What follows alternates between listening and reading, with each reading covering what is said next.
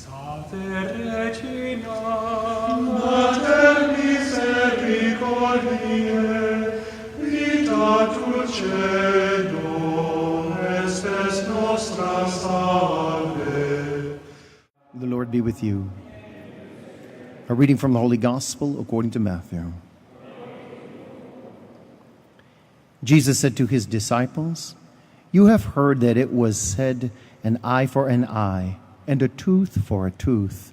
But I say to you, offer no resistance to one who is evil. When someone strikes you on the right cheek, turn the other one to him as well. If anyone wants to go to law with you over your tunic, hand him your cloak as well.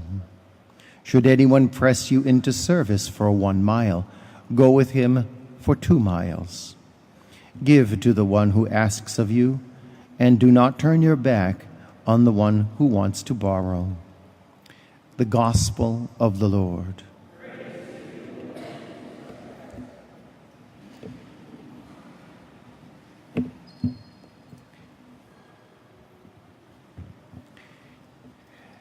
This morning, on a more personal note, after reading this passage, I just sat in prayer for a little while and sort of reviewed like the last few days of my life and thought, I wonder how much conflict could have been avoided if I wouldn't have responded so quickly, maybe in anger or in impatience or just wanting to pridefully assert my way over something.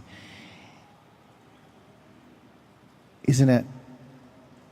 I guess you guys don't struggle with that, and ever.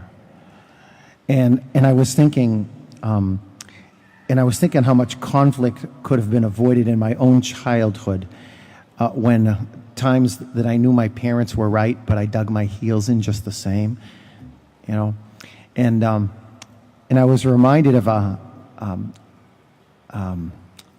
few years ago. I was driving up to a hotel for a conference, and when I drove in, I just did not see this guy, and I kind of cut him off, and I felt really bad. And he got out of his car and he started laying into me. I thought I was going to get a fist in my face any moment. And I thought, okay, I can either get defensive here and react, but I just looked at him and I said, "Could you please forgive me? I'm so sorry." And he just looked at me, he got back in his car, and he went away. But that could have ended really differently. And so this gives us a pause here about the whole idea of revenge and malice.